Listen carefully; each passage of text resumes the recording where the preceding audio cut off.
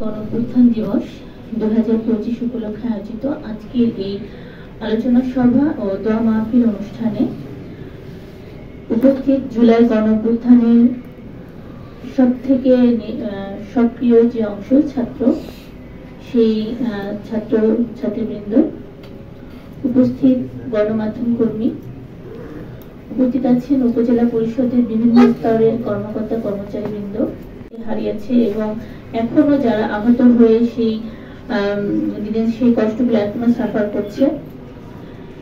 তো যে বৈষম্যহীন বাংলাদেশ গড়ার জন্যই আন্দোলন হয়েছিল, আমরা চাই আমাদের কর্মের মাধ্যমে সেই বৈষম্যহীন একটি সুন্দর বাংলাদেশ গড়তে।